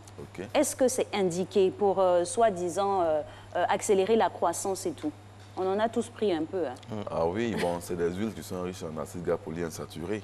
Donc, c'est bien pour le cœur, ça passe, voilà, c'est bon. C'est bon, mais bon, pas... Comment donner la dose indiquée? Non, ça dépend du poids de l'enfant et puis ce qu'on recherche. Il y a cette personne qui aimerait que l'enfant soit boxeur, soit bien grand. Alors non, en fait, on en sourit, mais la question est bien venue parce que, justement, les compléments alimentaires pour nos enfants, à quel moment? On a parlé de nourrissons tout à l'heure, ce qu'on met dans le biberon, et pour nos enfants, pour leur croissance. Là, on a connu, quand on était petits, nous tous, l'huile de foie de morue. Et aujourd'hui, l'huile de foie de morue de 2019, 2020, c'est quoi? Donc, il y a longtemps qu'il y a vu ces produits. Il y a longtemps qu'il y a vu ces produits, donc je veux dire, pour nos enfants, à maintenant... Et pour des parents qui l'utiliseraient... Ils devraient utiliser des compléments alimentaires pour les enfants. Ça doit s'inscrire dans quel cadre? Comment ça doit être encadré? Il faut que ça soit sous prescription médicale. Je vais vous donner un exemple bien précis. Il y a reçu un appel d'un monsieur qui m'a dit, par exemple, docteur, mon enfant, il est sportif. Je souhaite que mon enfant joue au football. Mais mon enfant, il est maigre. Et mon enfant, il est maigre, je souhaite qu'il grossisse. Qu'est-ce que vous pouvez, quel conseil vous pouvez me donner? La première question que je lui ai demandé, est-ce que votre enfant va à la selle tous les jours? Vous voyez un peu? Est-ce que l'enfant, il va au WC tous les jours? Le monsieur m'a dit, effectivement, oui, l'enfant... Il dit, non, demandez à l'enfant, est-ce qu'il va au WC tous les jours? Non, s'il va à la selle, on a compris la selle. Il dit, demandez à l'enfant. Sur place, il a appelé l'enfant. L'enfant dit, ça fait 2 jours, il va au WC. Vous voyez un peu? Donc, souvent, il ne s'agit pas de donner les médicaments ou bien des produits. Il s'agit de vérifier de quoi il s'agit. Qu'est-ce qui... Suivre l'alimentation. L'alimentation normale. Lorsqu'on fait des erreurs, on paye le prix. Quand on fait une erreur alimentaire, on paye le prix. Et ce sont des erreurs qui sont répétées. Et j'ai demandé, voici les erreurs que vous commettez. Voici la raison pour laquelle votre enfant ne va pas baisser. Et c'est parce qu'il ne va pas baisser qu'il n'a pas l'appétit, qu'il est maigre. Et si vous réglez ce problème, alors votre enfant va grandir normalement dans les conditions. Il n'avait pas besoin de compléments alimentaires, mais il fallait résoudre un problème au niveau de l'enfant. Mais vous dites normal. Vous dites une alimentation normale, il n'a pas besoin de compléments. Mais le normal de Quadio n'est pas le normal de Conan. Et pour enchérir, il y a des personnes constituées qui sont, voilà, on va dire, maigres de nature. Et l'hérédité fait que l'enfant aussi qui arrive, il est mince. Est-ce que l'enfant en sous-croissance ou il est normal? Non, ça peut arriver. Ça peut arriver selon le poids de l'enfant. Ça dépend, ça peut arriver plus de facteurs. Mais lorsque, par exemple, on essaie de régler un problème, on dit, donnons les conditions d'une alimentation normale. Et puis le reste, on va observer. Vous voyez un peu? Je veux dire, alors, dégageons un peu les inconforts digestifs de l'enfant, les constipations de l'enfant. Dégageons un peu ça. Et puis, on se donne un mois pour voir un peu si l'enfant n'a pas pris demi-kilo, bien 2 kilos, bien 3 kilos. C'est un peu ça. Pour observer la carence. Voilà. Vous voyez un peu. Donc, dans un premier temps, on donne d'abord les lignes d'une alimentation normale et après, on observe un peu qu'est-ce qui n'a pas marché. Malgré nos efforts, qu'est-ce qui n'est pas rentré, qu'est-ce qui n'est pas rentré, qu'est-ce qui n'est pas rentré. Alors, parlons du 3e âge maintenant, qui est une frange très importante qui nous suit également à Matin Bonheur. On a parlé des enfants, on a parlé des jeunes, des footballeurs, tout ça. Quid du 3e âge? À passer un certain moment, comment on doit appréhender les compléments alimentaires, docteur? Alors certains compléments alimentaires sont dirigés vers les personnes du 3e âge, généralement les compléments alimentaires à base de calcium, vitamine D pour solidifier un peu les os. Un peu ça, parce que surtout la femme qui est ménopausée, qui est généralement sujette à l'ostéoporose, voilà, souvent on a nos mémés, elle marche un peu, son pied tape juste un petit caillou, et puis on dit qu'il y a une fracture interne. Souvent ça arrive, il y a des cas comme ça. Alors c'est vrai, on veut donner du calcium, de la vitamine D pour renforcer les os, mais souvent, chercher à savoir qu'est-ce qui même fragilise. Qu'est-ce qui fragilise les os de la femme? Donc souvent, c'est en faisant l'enquête nutritionnelle, on se rend compte que certains aliments vont entraîner la sortie du calcium. D'accord. Voilà, certains aliments vont fragiliser les os. Donc, cherchons à résoudre du point de vue nutritionnel. Et lorsqu'on finit de le résoudre normalement, alors on peut apporter un complément alimentaire. Merci infiniment, docteur Ovo. Il faut être en alerte sur le diagnostic nutritionnel pour pouvoir apporter les solutions idoines. Merci beaucoup pour votre intervention ce jour. Tout de suite, oui, très intéressant, très instructif. L'idée, c'est d'être utile, comme on le fait toujours. Et notre cher Régis Kofi va jouer sa partition maintenant pour son dernier flash.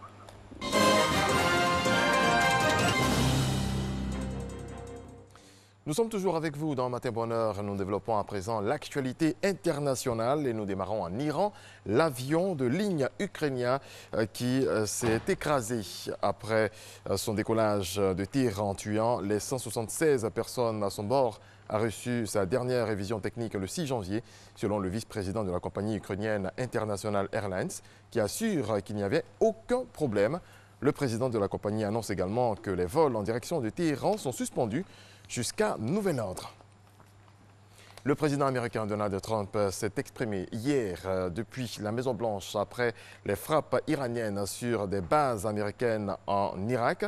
L'Iran semble reculer après avoir mené des frappes en Irak, frappes qui n'ont fait aucune victime américaine, s'est félicité le président américain, entouré de hauts responsables de l'exécutif et de hauts gradés du Pentagone. En réponse aux frappes, les États-Unis vont imposer des sanctions économiques additionnelles sur le régime iranien, a ensuite déclaré Donald Trump. En Espagne, le socialiste espagnol Pedro Sánchez a obtenu mardi d'extrême justesse la confiance des députés pour se maintenir au pouvoir et former cette semaine un gouvernement minoritaire en coalition avec la gauche radicale du Podemos après de longs mois de blocage politique dans ce pays. Au Cambodge, des centaines de milliers d'ouvriers du textile peu payés doivent s'entasser dans des camions bondés pour rentrer de l'usine. Un périple de tous les dangers. Le taux de mortalité routière ne cesse de grimper. Depuis 25 ans, le constructeur suédois de voitures de luxe Koenigsegg pousse le design et la performance de ses bolides à l'extrême. Pour les amateurs de supercars aux lignes épurées et à la sensation de conduite unique, il faut souvent débourser plusieurs millions d'euros pour s'offrir ces bijoux. Suivez. C'est l'une des supercars les plus rares, les plus chères et les plus puissantes du monde. La Regera est l'un des derniers bolides du constructeur automobile suédois Koenigsegg. Il y a 25 ans, son propriétaire, Christian von Koenigsegg, décide de concrétiser son rêve. Construire des voitures parmi les plus performantes au monde. Quand j'ai commencé en 1994, j'étais un jeune homme, j'avais 22 ans. Je me suis dit, pourquoi quelqu'un achèterait une de mes voitures? C'est une marque inconnue par un inconnu, d'un pays pas réputé pour ses voitures de sport. Alors je me suis dit qu'elle devait vraiment se démarquer et être différente et, je l'espère, meilleure à certains égards que leurs concurrentes. Sinon, je n'avais pas de raison d'être sur le marché. Très vite, la marque enchaîne les records. À l'automne 2017, Koenigsegg parvient à se hisser au plus haut niveau en battant le record du 0 à 400 km/h suivi d'un arrêt complet en 33 secondes et 29 centièmes. Ce record est amélioré 2 ans plus tard en moins de 32 secondes par le pilote Sonny Persson.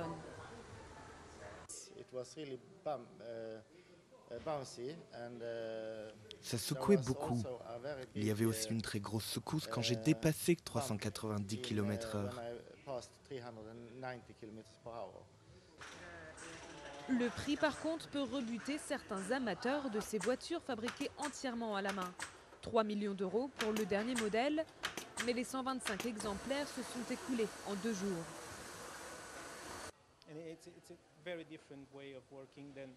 C'est une façon de travailler très différente d'une production régulière.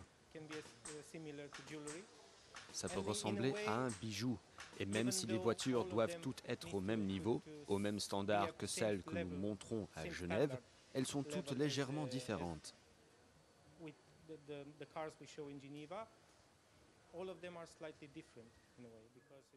En 2020, le constructeur prévoit de lancer un nouveau modèle moins cher, autour d'1 million d'euros pour l'entrée de gamme et au volume plus important. En France, c'est parti pour les soldes d'hiver. Jusqu'au 4 février, les commerçants peuvent vendre à perte, mais pendant une période plus courte que d'ordinaire. Cette année, les soldes passent de 6 semaines à 4 seulement. On reste en France pour parler foot. Les quarts de finale de la Coupe de la Ligue ont rendu leur verdict. Lille et Paris ont rejoint Reims et Lyon dans le dernier carré. Au terme d'une soirée riche de 9 buts, hier, le Paris Saint-Germain et le LOSC se sont qualifiés pour les demi-finales de la Coupe de la Ligue, amenés par leurs 4 fantastiques Mbappé, Neymar, Di Maria, Icardi. Les Parisiens n'ont fait qu'une bouchée de Saint-Etienne. 6-1, score final. Le tirage au sort des demi-finales aura lieu ce soir. Voilà, c'est la fin de ce point de l'actualité. Merci de votre attention. Je vous laisse avec Alix et Marco. Merci à vous, Régis. Dernier couloir de ce rendez-vous, mesdames et messieurs, avec maintenant la santé. Vous le savez, hein, tous les jeudis, c'est comme ça. Avec notre épidémiologiste, j'y vais y arriver, de l'Institut national d'hygiène publique, c'est ça? Oui, c'est ça. Docteur Djibril Chérif est avec nous, mesdames et messieurs. Vous l'apercevez, vous l'avez aperçu à l'écran grâce à la dextérité de Jacques Brou. Aujourd'hui, avec lui, nous allons parler des maladies inhérentes à la situation de l'harmattan. Comment se prémunir des maladies liées à l'harmattan, qu'elles soient infectieuses, chroniques ou du fait d'allergènes comme l'asthme? On nous dit tout et on entendra tout de façon officielle cette fois avec Dr Djibril juste après ceci.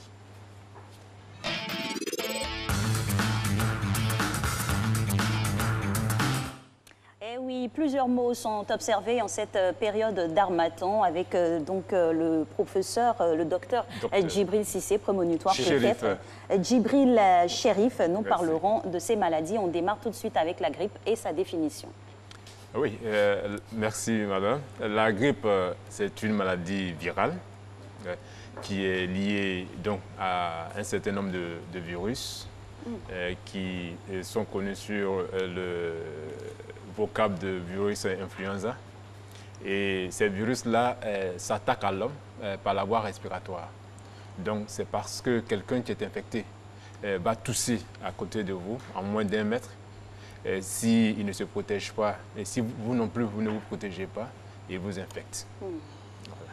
Donc ça, c'est la voie de transmission de la grippe. Et lorsque vous êtes contaminé, vous allez développer la maladie au bout de 24 à 48 heures après le contact infectieux. Et puis, vous commencez à développer la fièvre. Vous commencez également à tousser, à éternuer. Voilà. Donc, lorsque vous faites fièvre, toux, plus éternuement, cela, c'est un syndrome grippal. Ça, c'est concernant la grippe. Je rappelle qu'on va parler de la grippe, de la méningite et de la rougeole, c'est cela. Alors, d'abord, avant d'arriver à la deuxième étape, là, est-ce qu'on peut faire une certaine classification au niveau des maladies infectieuses, des maladies allergènes, dues au fait d'allergènes? Il faut faire une classification par rapport à tout ce qui peut nous arriver dans cette période d'harmattan, là? Oui. Au cours de l'harmattan, il faudrait dire qu'il y a 2 grands groupes de maladies qui peuvent être contractées. Il y a des maladies qui sont d'origine allergique. Parce que dans l'air qui circule, il peut y avoir des grains de pollen, il peut y avoir même de la poussière. Et il y a des personnes qui font des réactions à ces éléments-là. De façon biologique. Donc, ces personnes-là vont contracter ce qu'on appelle des allergies. L'une des formes les plus connues, il y a la rhinite des foins, il y a l'asthme. Voilà. Et à côté de ces maladies-là, il y a les maladies infectieuses. Et au niveau de ces maladies infectieuses-là, il y en a plusieurs. Il y en a qui sont dues aux champignons, il y en a qui sont liées aux bactéries, il y en a qui sont liées aux parasites, et puis, il y en a qui sont liés au virus. Et les maladies qui sont liées, par exemple, aux bactéries, il y a la méningite. Et pour celles qui sont liées au virus, nous pourrons citer la rougeole et puis la grippe. Voilà. Alors, docteur, de tous ces facteurs de contamination ou favorisant ces maladies-là, comment cela se présente dans l'atmosphère ou dans les endroits où l'on peut contracter ces maladies-là? Bon. Pour les maladies d'origine infectieuse, il faut dire que ces maladies-là sont favorisées par la promiscuité. Voilà. Et ce sont des maladies qui sont transmises d'homme à homme, pour la plupart, à part la grippe qui a une variante qui est liée du fait que l'homme a une grande promiscuité avec certains animaux, dont la forme la plus connue, c'est la grippe d'origine aviaire. Mais ici, dans cette période d'harmattan-là, la grippe qui est contractée, c'est une grippe d'homme à homme. C'est quelqu'un qui est porteur du virus, qui fait la maladie, et parce qu'il tousse ou il éternue à côté de vous, il vous transmet la maladie. Docteur, comment un asthmatique doit entrer dans la période de l'harmattan? Avec quelle armure, quel bouclier? Bon, pour ce qui concerne l'asthme, je ne suis pas un spécialiste du domaine, puisque moi, je traite des maladies infectieuses. Ce sont des maladies qui sont aiguës. L'asthme a une autre caractéristique, c'est une maladie, comme j'ai dit, liée à un allergène. Donc, il y a des personnes qui sont beaucoup plus outillées que moi pour en parler. Mais je pourrais dire que dans tous les cas, il faudrait prendre un certain nombre de mesures. C'est-à-dire qu'il faudrait pouvoir être couvert. Vous devez, demeurer au chaud. Vous devez reconnaître quels sont les allergènes voilà, auxquels vous êtes sensible. Tout à fait. Et vous en éloigner. Par exemple, si vous avez beaucoup de toiles d'araignée chez vous, au cours de cette période, il faut pouvoir les nettoyer, parce qu'il y a des personnes qui font des allergies. Les tapis, le chat. Voilà, à ces éléments-là. Donc, il faut pouvoir les reconnaître et s'en éloigner. Parce que, en fait, la période à matin, quel est le problème? L'air que nous respirons est de plus en plus sec. Et cet air-là va agresser les voies aériennes. Donc, fragiliser les petits vaisseaux qui sont au niveau du nez, qui constitueront donc des portes d'entrée pour un certain nombre d'affections. Donc, cela va soit amplifier des affections qui sont déjà existantes ou bien, ce qu'on appelle, les faire naître. Alors, autre maladie à observer durant cette période d'harmattan, on a la méningite bactérienne. Comment elle se présente? Voilà, la méningite bactérienne ou méningite à méningocoque, comme nous l'appelons, parce que c'est la forme qui est épidémiogène, c'est-à-dire qui entraîne des épidémies. C'est une bactérie qui est également contenue dans l'air, parce que des personnes qui sont porteuses de ce microbe-là vont cracher sur le sol avec la poussière. La bactérie va se mélanger à la poussière. Donc, lorsque soit un véhicule ou bien, en fait, par l'effet du vent ou de façon mécanique, lorsque cette poussière va s'élever, si la bactérie est à l'intérieur, vous pouvez la respirer. Également, c'est comme la grippe. Si quelqu'un est porteur de cette bactérie-là et qui tousse à côté de vous à moins d'1 mètre et que vous inhalez la salive ou les gouttelettes qui sortent de sa bouche, vous vous contaminez. Ça, on le fait fréquemment. Hein. Lorsqu'on se parle, j'ai vu votre mimique, mais lorsqu'on se parle, ou bien quelqu'un qui est à côté de vous, il tousse, vous lui dites à vos souhaits, tout n'est pas... voilà. Vous exaucez ses souhaits. Voilà. Donc, souvent, lorsque quelqu'un éternue, il faudrait que la personne même puisse avoir une hygiène, ce qu'on appelle une hygiène de la toux, ou ce qu'on appelle de l'éternuement, il faut pouvoir se protéger. Oui. Mais quand la personne ne se protège pas, il ne faut pas vous aussi avoir honte de vous protéger. Voilà, vous prenez ce qu'on appelle un mouchoir, vous couvrez le visage. Voilà, ça ne doit pas frustrer parce qu'il faut se protéger. Voilà. Alors, soit dit en passant, vous avez parlé de méningite. C'est la méningite, c'est la même cérébrospinale aussi? Voilà, c'est ce qu'on appelle la méningite cérébrospinale. Alors, autre maladie, aujourd'hui, nous allons parler de la rougeole. La rougeole. Oui. Ça aussi, ça fait fureur pendant l'harmattan. Voilà, oui, la rougeole a une caractéristique, c'est qu'elle est vue rarement chez les personnes adultes. Sous notre tropique ici, la rougeole atteint de façon beaucoup plus spécifique les enfants de ce qu'on appelle jusqu'à 14 ans. Donc ça, c'est la population qui est la plus susceptible de contracter cette maladie-là. Et la rougeole également est une maladie virale. Voilà. Elle se transmet comme les deux autres du fait de la promiscuité. Les enfants jouent ensemble. Cette période-là, comme je vous l'ai dit, les voies aériennes sont fragilisées. Donc, quand un enfant est porteur de ce virus-là et qu'il éternue, en ce moment-là également, l'enfant peut contracter la rougeole. Donc, il y a la fièvre, il y a également ce qu'on appelle le nez qui coule, et puis il y a des boutons qui apparaissent sur le corps depuis la tête et qui s'étendent progressivement aux autres parties du corps. Voilà. Comment il faut reconnaître cette maladie. Mais docteur, là, vous nous libellez ici le mode de contraction et la manière dont cela se présente. Mais on a des complications et des séquelles dues à ces maladies-là, notamment avec la rougeole. C'est quoi? Oui, au niveau de la rougeole, ce sont les pneumonies. Parce qu'en fait, toutes ces maladies-là, la sphère, c'est les bronches et les poumons. Donc, il peut avoir un effet très grave au niveau des bronches. Nous allons parler de bronchite. Il peut avoir également une atteinte du poumon lui-même.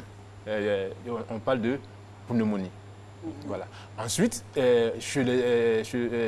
dans certains cas de rougeole, l'enfant peut avoir une exophthalmie, c'est-à-dire l'œil qui peut sortir de l'orbite. Et puis la complication la plus grave de toutes ces maladies-là, c'est la mort. Ouais.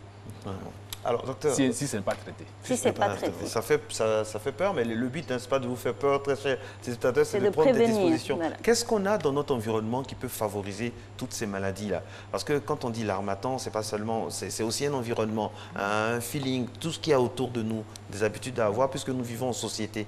Vous, les épidémiologistes, qu'est-ce que vous préconisez? D'accord. Bon, pour qu'il y ait ces maladies-là, il faudrait d'abord qu'il y ait ces microbes-là dans l'environnement. Et chez nous, ces microbes sont dans l'environnement. Il faudrait que le cadre soit favorable, l'harmattan. Et puis, il faudrait qu'il y ait des personnes qui soient susceptibles de développer la maladie. Donc, ici, par exemple, nous appelons les personnes à pouvoir se préserver. Comment le faire? C'est d'abord, toutes ces maladies-là ont des vaccins. Donc, il faudrait pouvoir se faire vacciner. Donc, par exemple, pour la grippe, c'est un vaccin qu'on fait chaque année.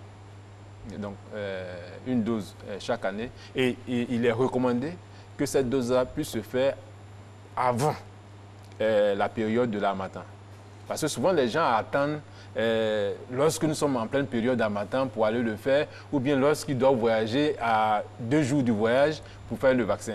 Non, il faut pouvoir faire le vaccin bien avant ce que vous voulez faire, ou pendant une période qu'on appelle à risque déterminé. Donc, pour la grippe, par exemple, avant la période de l'harmattan, c'est-à-dire octobre, au plus tard novembre, vous faites votre vaccin et puis vous rentrez dans la période. Pour la méningite, c'est une dose tous les 3 ans. Pour la rougeole, c'est à 9 mois de la naissance, vous faites une dose. Lorsque l'enfant va à l'école, il fait une autre dose et puis bon, il est protégé. Mais de temps en temps, il y a des campagnes de vaccination qui sont faites pour rattraper les enfants qui n'ont pas été vaccinés. Parce que le but du vaccin, c'est de pouvoir protéger une grande partie de la population afin de pouvoir prémunir éventuellement peut-être d'autres personnes qui ne sont pas vaccinées. Alors justement, dans notre démarche préventive et de conseil, avec le vaccin, on est protégé, donc on ne contracte pas la maladie si on est vacciné, ou on peut être encore exposé quand même. Le vaccin, il est efficace. Voilà. Mais quand on parle d'efficacité, il y a des conditions qui peuvent être liées à la physiologie même de la personne ou bien même à des maladies existantes que la personne peut avoir, qui va faire que pour un vaccin qui est efficace, il y a 5% de la population qui sera vaccinée qui ne sera pas protégée. C'est pourquoi on dit souvent des vaccins, il est efficace à 95%, il est efficace à 85%. Voilà. Mais plus une masse critique est vaccinée, si même vous êtes fait vacciner, que pour vous, le vaccin n'est pas efficace, mais parce que votre entourage a été vacciné comme vous et qui réagit bien à la vaccination, il va sans dire que personne ne pourra vous contaminer.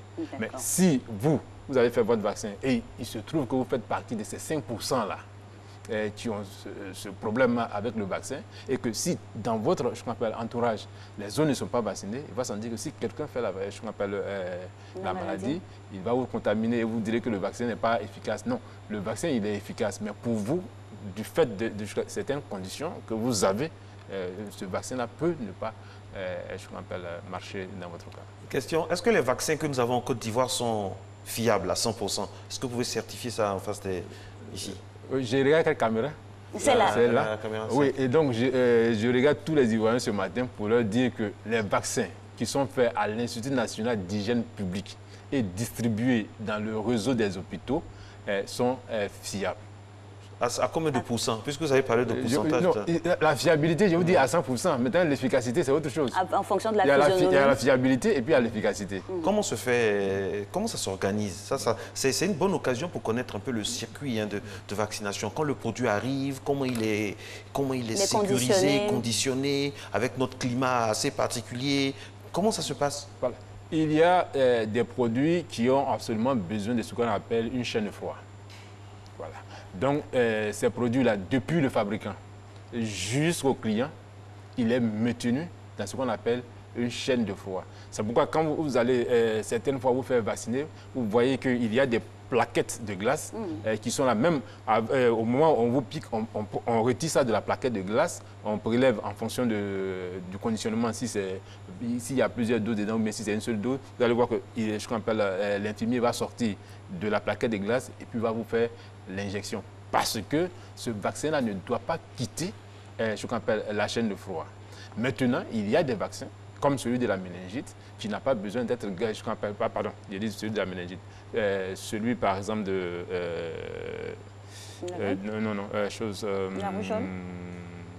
de l'hépatite, voilà, qui souvent peut, je appelle, s'accommoder de choses comme l'hépatite A, l'hépatite B. Hépatite voilà. B. Donc, mais il y a un certain nombre de vaccins pour lesquels il faut une chaîne de froid qui soit rigoureuse. Ouais, voilà. Voilà pourquoi vous avez parlé de certification au niveau de l'Institut voilà. de Donc, l'hygiène au niveau publique. de l'Institut d'hygiène publique, nous garantissons toutes ces chaînes-là. Donc, il y a des spécialistes qui s'occupent de ces questions-là, de chaîne de froid, de rupture de la chaîne de froid. Parce que si, à notre niveau, nous constatons par exemple qu'il y a une rupture au niveau de cette chaîne de froid-là, il va sans dire que ces vaccins-là seront sortis du circuit. Parce qu'il y a des vaccins pour lesquels il y a une étiquette là-dessus. Donc, dès que la chaîne de froid n'est pas respectée, cette étiquette-là vit. Donc, une fois que l'étiquette vit, je qu'on appelle... Alors, docteur, très important également, comment ça se passe au niveau des vaccins et aussi de l'Institut national d'hygiène publique? Parce que ce n'est pas toujours qu'on a la chance de vous avoir ici. L'harmattan, les maladies, là, ce n'est pas seulement par rapport à l'harmattan. Il y a l'harmattan et puis il y a les habitudes, les restaurants, les endroits où il y a une forte concentration humaine. Là. Comment vous faites pour vérifier que tout est bien, pour sécuriser la santé des Ivoiriens là-bas? Est-ce que vous avez des moyens au niveau des restaurants? Des restaurants et tous les endroits où il y a une forte concentration humaine. Un regard sur la typhoïde, par exemple. Bon, les femmes qui vendent au marché, tout ça, est-ce que vous avez des appareils pour vérifier la toxicité de ce qu'elles vendent? Oui. Bon, je vous dis que à l'Institut national d'hygiène publique, nous sommes nombreux. Moi, ma spécialité, je suis épidémiologiste, mais bon, comme vous posez la question, je ne suis pas spécialiste. Vous représentez l'équipe, donc défendez-vous. Bon, mais je vais me faire fort de vous répondre. Bon, en fait, au niveau de l'Institut national d'hygiène publique, il y a un service qui est chargé, le service d'hygiène, qui est chargé de contrôler l'hygiène au niveau des restaurants. Donc, si vous faites attention, lorsque vous rentrez dans certains restaurants, vous allez voir ce qu'on appelle un certificat qui dit que l'Institut national d'hygiène publique est passé dans cet établissement-là et qui certifie que les pratiques là-bas sont conformes aux normes d'hygiène. Ça, il y a un service là-bas qui s'occupe de cela. Et cela est fait à quelle fréquence? Je pense que cela est fait de façon annuelle. Voilà. Et est-ce que vous avez les moyens aujourd'hui pour sécuriser la santé au niveau des Ivoiriens, au niveau global, au niveau de la santé publique?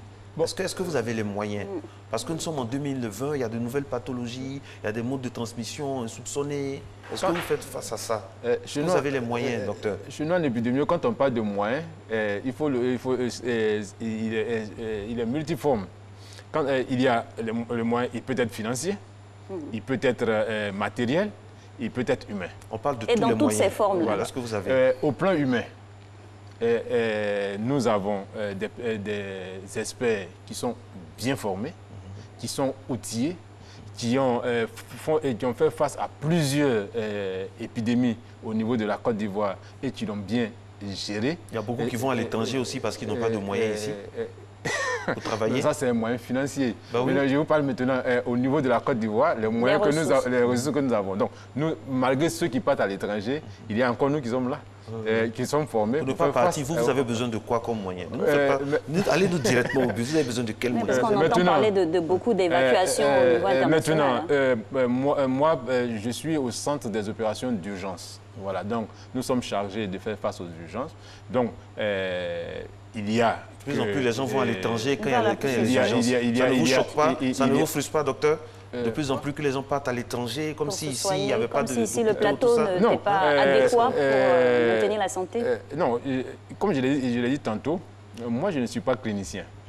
Voilà, je ne suis pas clinicien. Moi, je gère la politique au niveau de la population. C'est-à-dire, je réfléchis de telle sorte que vous ne transmettez pas une maladie à monsieur. Et si cela se fait, il faut éviter que je puisse briser ce qu'on appelle la chaîne de transmission. On a compris, hein, donc, ça, on a compris. Mais dans votre travail, là, dans votre travail habituel, vous êtes... Oui, j'en viens. Du regard que vous avez sur les autres corps de métier. Si monsieur prend ce qu'on appelle son avion et qui va aller se faire soigner à l'étranger, ça c'est un autre cas. Vous, le spécialiste, vous, le puriste, est-ce que ça ne vous frustre pas que de plus en plus il y a des évacuations sanitaires alors que vous avez dit il y a des spécialistes ici? Bien formés. Si ça vous choque, quels moyens vous aimeriez avoir, que ce soit humain ou financier, pour que vraiment vous puissiez être à l'aise? Oui, ça c'est un débat qu'il faudrait qu'on puisse porter. Non, ça peut commencer aujourd'hui, tout de suite là. C'est un débat qu'il faudrait porter à un certain niveau, voilà, afin que nous puissions réfléchir ensemble. Parce que ce n'est pas moi ici qui pourrais trouver cette solution-là, mais il faudrait qu'il y ait une réflexion globale pour que nous puissions apporter des solutions.